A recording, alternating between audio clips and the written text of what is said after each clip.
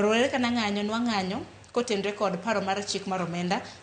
diera noko kadhi to en ng'anyo manotelo ne chien tarik 25 mana nego bed ni kadhe paro mar chik makaman mabende nokadhi e od bura maneno kanyo ka rowere nomonjo od bura maduong' masani mabende koro notimo chien tarik 17 ne en wach Albert Ojwang mar manyo ratiche donge chien tarik 25 nanitiere jonyuol mago mag Gen Z manolalo ngimagi mamoko mabende ne ng'anyo moko bende nonega kata mana onge ng'anyo risasi noyudo gi kanyo ne gida tero petition dong nok gichopo kata mar tero petition nyaka sani odiochieng' ma kawuono bende jo kuloso kotende kod sabasaba wang'ni chien tarik 7 dwe mar 7 bende nitiere sabasaba akene en ng'anyo mabende osechan Dolphin na jo kacho ni rowere osechan akene osechane gi jomage nano Joshua bende ang'eni in jatelo revolutionary Gen Z movement ibiro bedo kunyiso chenro mon nitiere godo to bende paro ni Evans ng'anyo mabende sani koro timore en olemo moseneno to ji ng'anyo nikech ang'o?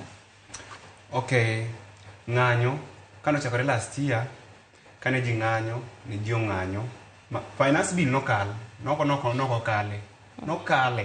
jogo nokalo finance bill kane but endelea mar monjo parliament ma ji monjo parliament moang'o parliament ema koro chako keto president moluongo joge mano pass the bill no muchako owacho ni koro gino kodhi sign tiro ni sama en kamano to jok mano sign gino kendo chak pamo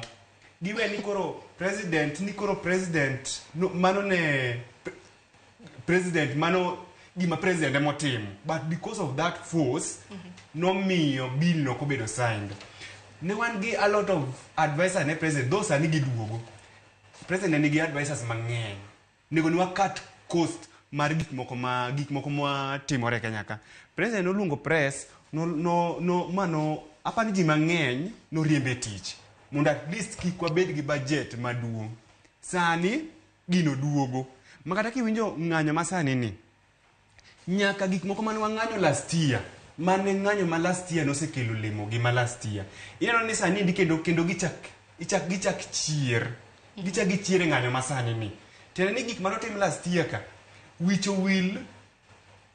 mama no se gol gi this year kendo ichak duogi mos kasani apani advisors president en ga keni machopo give the appointed every month to mage gik mane ji ok dwar koro mano timore last year to en makumbusho kaka ne jowo tho ng'eni ni jotho madis over 60 mana is a goal pili ji 60 kai ni monegi mago jok mang'eny kaka watimo memorial service mag osiepwa nikech osiepwa notho nyaka mano wang'eyo akina Denzel kane wadhi koro ji timo memorial mane police ni wacho ni oseyudo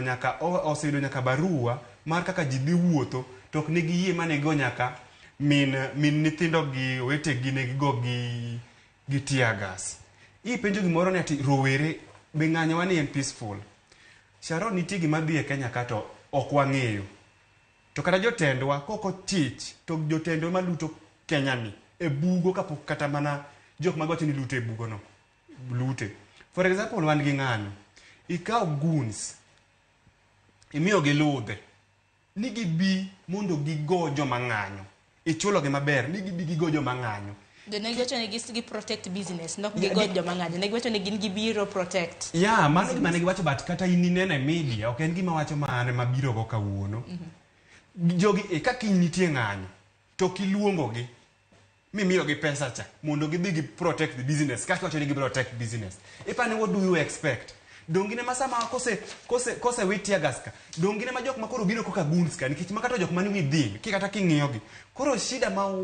nitie Kenya ka sani en shida gi mikelo gi our leaders gin momiyo gigi endi ok bed peaceful sani miya pesa na dio a protect joka ka next time ka ng'anyo nitie ka for example mamande no ka nitie okomi gi pesa ipani jogi dhi kanyo ipani gidhi bet dala ni gi lingthi dong jogi ma dhi biro town kaka ne gin gi namba cha nikech gin osiepe to ging'ere dong ne ma gidhi biro town to gichako loot dong ne ma gidhi biro town to gichako nego polise dong ne ma gidhi biro town to gichako wang'o nyaka police stations koro shida ma waketore sani leaders moso mane government mano kwayo makata wan kaka ojende wanyalo kwayo gini giwe tiyo gi poverty dhier marwa mar keto mondo wagore gi jowa kiny kok imiya nikech wacho ni kora wasebiro kaka wuono aseng'era go kayo waseng'ere kiny kok iluonga dong ka wanyalo lunga ni ti wadhi e media station moro wadwa go wisdom mane the same gi jokaka ok iluonga ka wudo kinyo kiluonga dong gidhi e ng'anyo no to immediately ma police obayo tiagas ni ing'eni gine makoro gin violent gine makoro gi loot emomiyo neno jowa kata sama koro igo police no kamoro jenzi moro dhi bok ne en ng'at achiel king'iyo video no maber no ka nitie manochako nini jogi tiparo ni rowere ma bende samoro kaka wacho ni tiyo godo no nang' mene gidhi ataro gi dwaro mago mag rowere wetege awacho ni dhier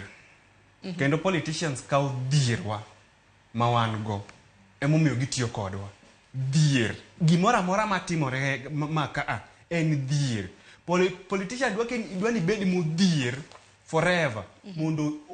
oti kodi chieng' mibiro bedo wise obiro weyi kiluwo ke in gi politician in gosiepni ma politician wuondi ni fuwo politician ibiro eri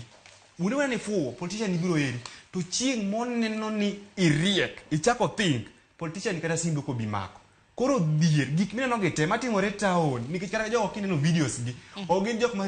mariembo V8 ogin jomoko ogin jok man gi iPhone kaka wacho gin jok moko ma town ka gin okine ka gin standard gir ber thoth jok mating'o runge an personally chieng'no nabiro town ka nadhi Pan Africa hotel ka taromo gi jorunge nitie Dennis Print nitie county office ka aromo gi jorunge go kochung' kanyo mang'eny seriously kosetie kodgi to gitere muka mondo gidonji town jogi ka kinyo kiluongo gi e county office ka nyepane ang'a gidhi timo next jogi seng'ere jogi mabiro keto kata sama ng'anyo nitie matin gise make use gitimo ne nyiwa kaka ne gitimo ne nyiwa anjao e town kae kochopo gutiendo gine makoro ginindo gi nyiwa gi thuon koro shida ma wakale sani ama kuma wadhiye kata bugo mwasore ni mato government koro biro gi laws moko yani amendment bills kiana ng'ogi government okawache ni gite but nitie jok moko ema sowa kanyo gi thuon erokamano ahinya